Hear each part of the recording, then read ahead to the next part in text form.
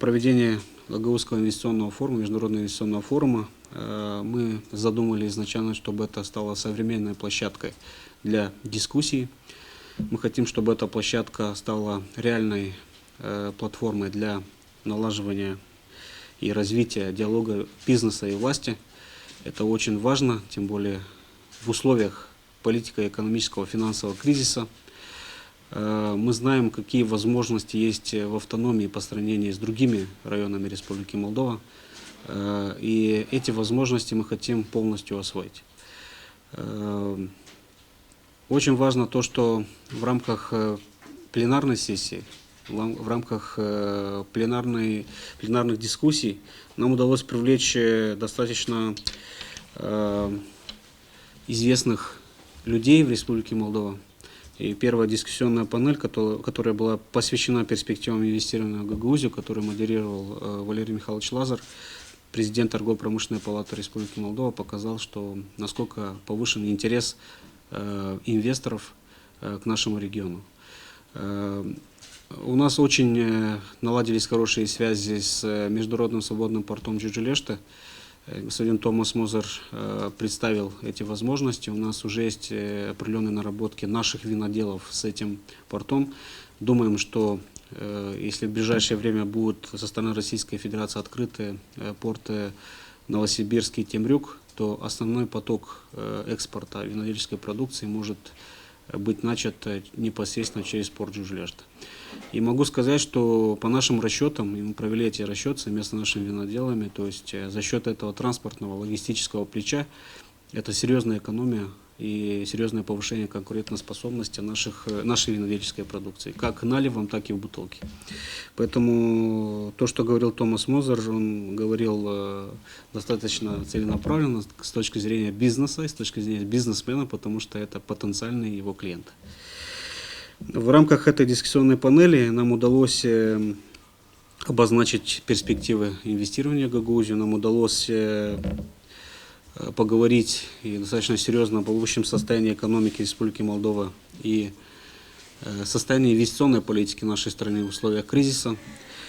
Мы постарались ответить на вопрос, как можно инвестировать, как можно возобновить иностранные инвестиции в условиях нынешних реалий. Поговорили о преимуществах и вызовах инвестирования в Гагаузию. Также и мы рады, что в рамках дискуссионной панели принял участие господин Рида Тикая, это президент коммерческого банка Мобиасбанка, группы Société Générale. Также по совместительству он является президентом Ассоциации иностранных инвесторов в Республике Молдова. И одним из вопросов, который поднимался, это доступ к финансированию, потому что основные инвестиционные проекты в большей мере финансируются за счет заемных средств в пропорции примерно 70/30, и важность доступа к финансовым ресурсам, важность доступа к банковским кредитам, к долгосрочным кредитам и по выгодной процентной ставке. Этот вопрос и проблематика достаточно важна для наших экономических агентов, если мы говорим об инвестиционных проектах на уровне автономии. Также мы обозначили очень серьезное направление. Может быть, это не ново, конечно, но вот мы хотим переходить от общих преимуществ к конкретным инвестиционным проектам. И эти инвестиционные проекты, потому что наша основная обязанность эти инвестиционные проекты продвигать. Исполком за это отвечает. Есть профильное управление, которые, извините, работники этих профильных управлений за это получают зарплату, и они должны ее отрабатывать. Иногда отрабатывать 24 часа в сутки и по выходным, потому что у нас нету публичных денег, нету государственных денег, у нас есть деньги налогоплательщиков. А это наши потенциальные налогоплательщики. Поэтому это наша основная работа и забота. И мы хотим и поменять парадигму, и поменять в какой степени. Каждый инвестиционный проект мы считаем как это ребенок. И этого ребенка нужно расти. Нужно поднимать, чтобы он крепко стоял на ножках. И это каждодневный труд, и эту поддержку мы полностью обозначим. С другой же стороны, мы хотим, чтобы наши экономические агенты почувствовали, что они являются реальными собственниками своих инвестиционных проектов. И когда идет этот диалог, когда они представляют свой проект, когда они его доказывают, когда они сравнивают его и приводят доводы, аргументы в пользу этого инвестиционного проекта, мы хотим, чтобы у них горели глаза, и они чувствовали, что они за него тоже ответственны. Потому что инвестиции в том числе приходят и под конкретных людей. Людей ответственных, людей, у которых горят глаза, у которых есть воля, которые верят в эту идею. А те, кто верит, у них возможностей для реализации побольше, чем просто презентовать этот проект скажем, на 2 листочках. Проекты были проработаны достаточно серьезно.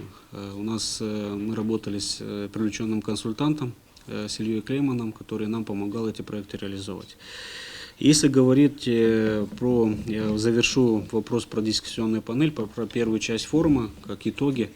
Нам удалось спровоцировать дискуссию, нам удалось обозначить наше видение, как мы видим процесс привлечения инвестиций в Гагаузию, а также мы создали те необходимые предпосылки для послеобеденных дискуссий в рамках дискуссионных сессий, в которых представлялись конкретные инвестиционные проекты. После обеда у нас было 6 сессионных панелей, где мы дискутировали и представляли эти проекты.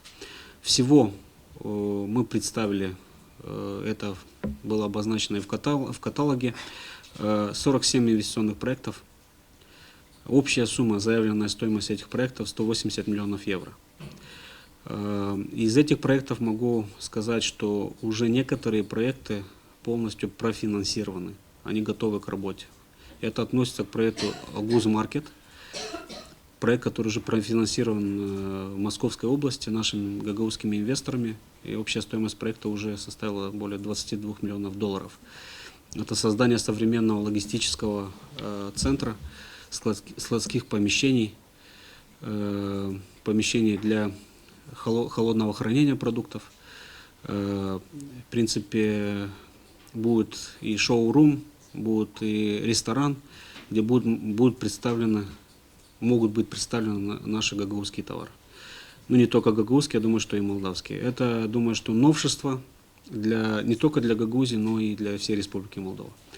Единственное, то, что нам сейчас нужно сделать, и для чего мы должны, скажем так, приложить все необходимые усилия, это замкнуть цепь, это создать здесь, в Гагаузии, такой же логистическо-складской комплекс, стоимость его 4 миллиона евро, по нашим предварительным оценкам, для того, чтобы, имея вот эту логистику, и имея конкретное место, платформу, инфраструктуру в России, сделать все возможное для того, чтобы экспорт плодовочной продукции был целенаправленным в рамках единого проекта. Это возможно, это реально.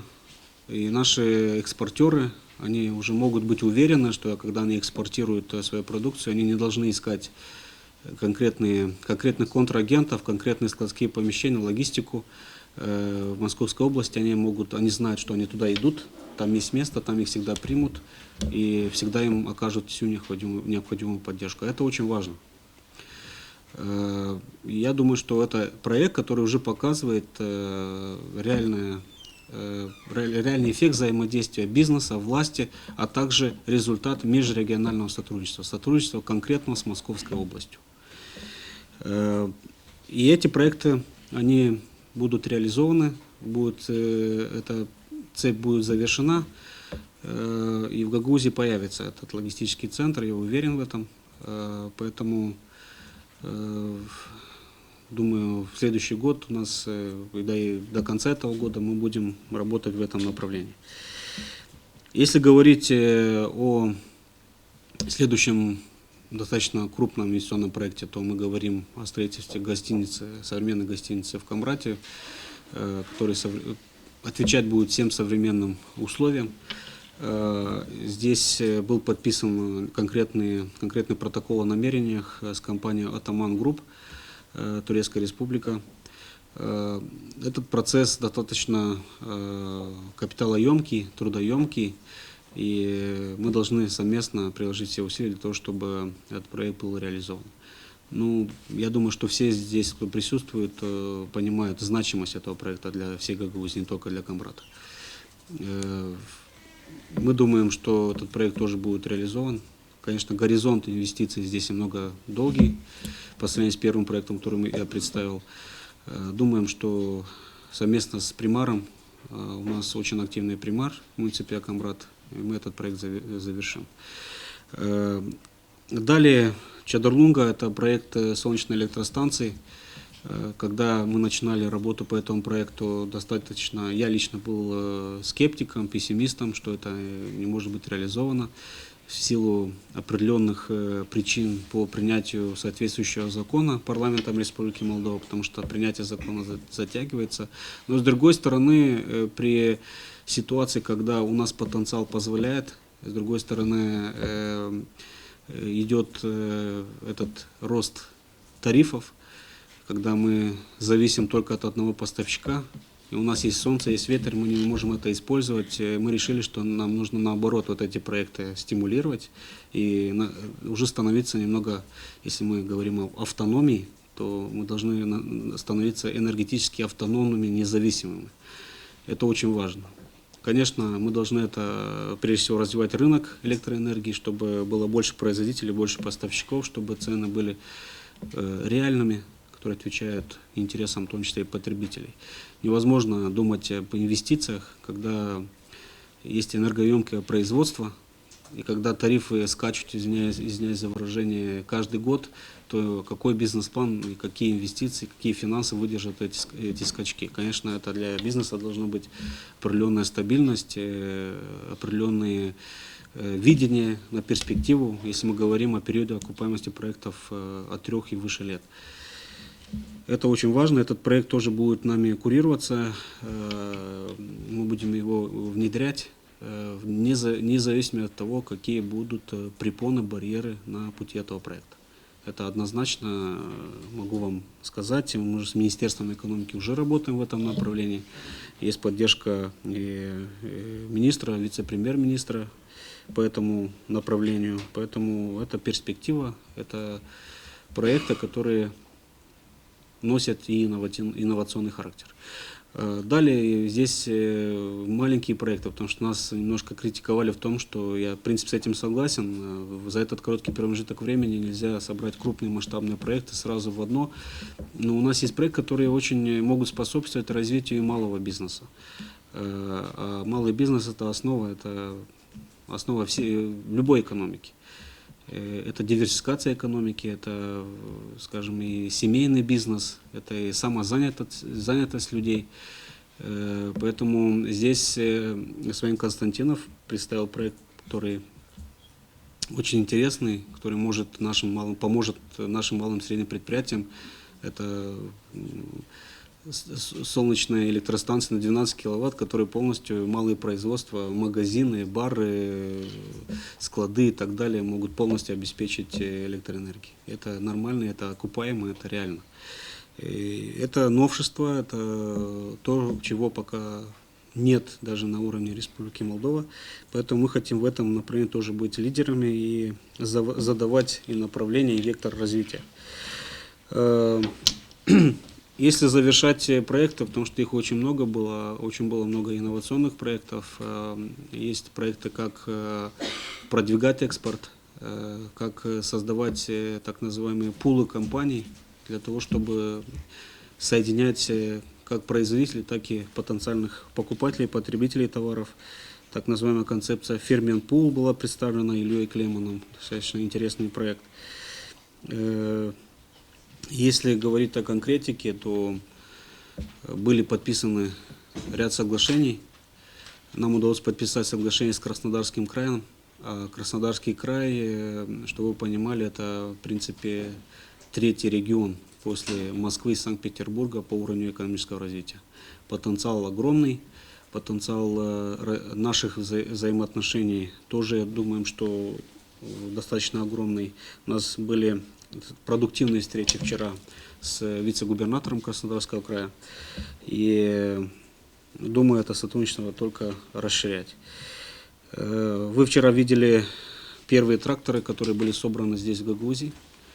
Это тракторы «Беларусь», малые 30-60 лошадиных сил, это категория этих тракторов. Вчера я так понял, что уже два трактора уже из 5 были проданы, уже продали. То есть это уже, сегодня 3, потому что 2 уже увезли, по-моему, в Копчак. Поэтому это тоже показатель. И я считаю, что это направление достаточно перспективным в том числе. То есть то, что мы планируем, мы это реализуем. И это уже на практике. Мы не хотим зря выкидывать слова, зря говорить. Наши все высказывания, декларации должны сопровождаться конкретными делами. Иначе мы зря занимаем свои должности, извиняюсь. Но не все от нас зависит, конечно, но то, что от нас зависит, мы должны сделать полностью все.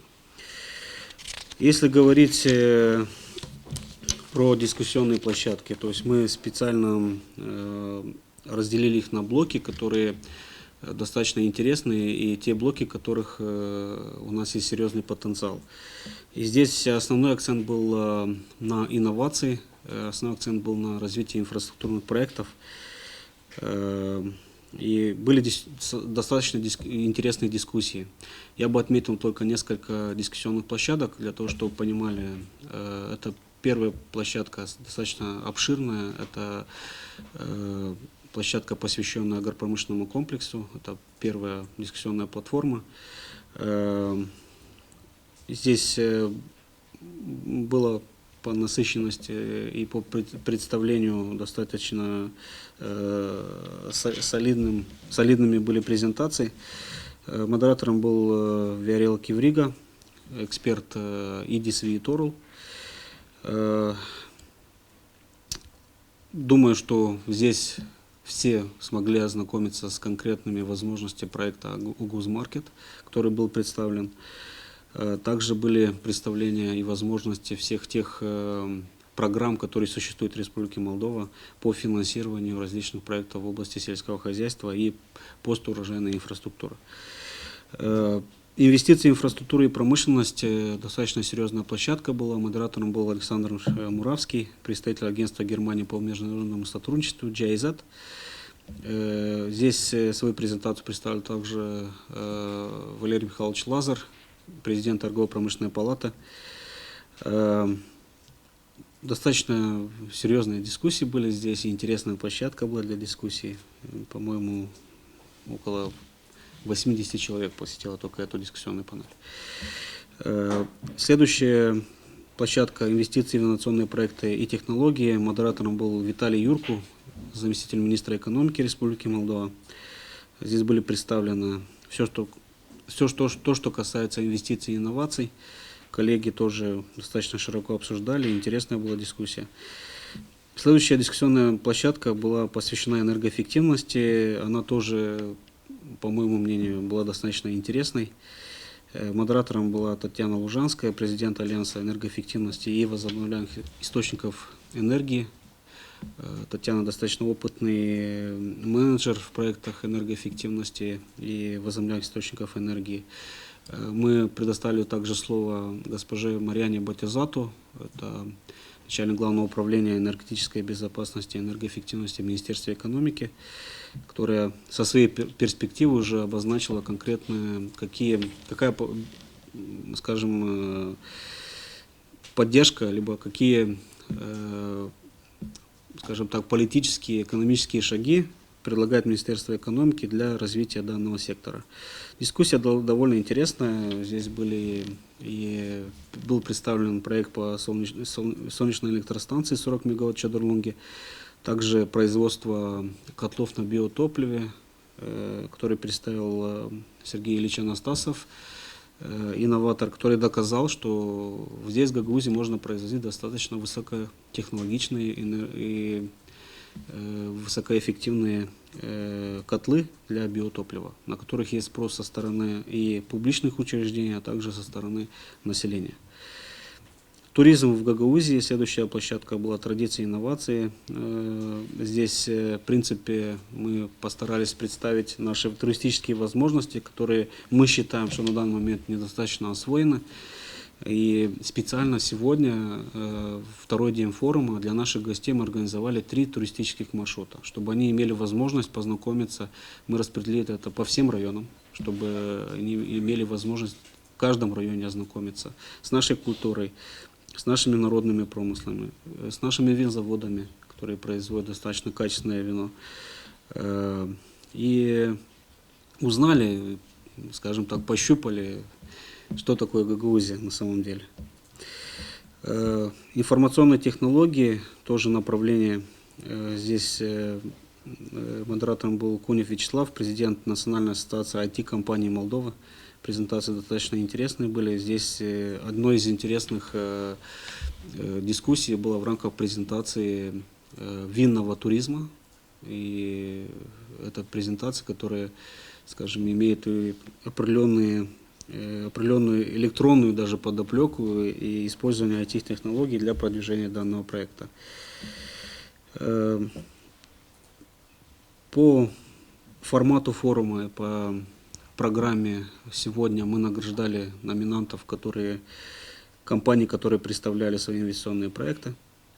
В принципе, из 47 участников инвестиционных проектов мы номинировали 27. Это определенные критерии, есть определенные оценки, как оцениваются эти проекты. Принимается во внимание финансово-экономическая составляющая, наличие технико-экономического обоснования, рентабельность проекта, реализуемость проекта, то есть чтобы эти проекты были реальны, а не из области фантастики, чтобы с огромными инвестициями, чтобы мы просто не оставляли эти проекты на бумаге. Общие итоги форума могу здесь поставить точку. Была проведена также организована выставка наших товаропроизводителей. С ней могли ознакомиться все гости форума, наши гости из ближнего и дальнего зарубежья. Выставка довольно интересная была, поэтому думаем и в следующем году эту практику продолжить. По результатам могу сказать, что в сегодняшний день, если подводим итоги, то начинаем работу уже по организации следующего форума. Предварительно в следующем году планируем провести форум 4-5 ноября 2016 года.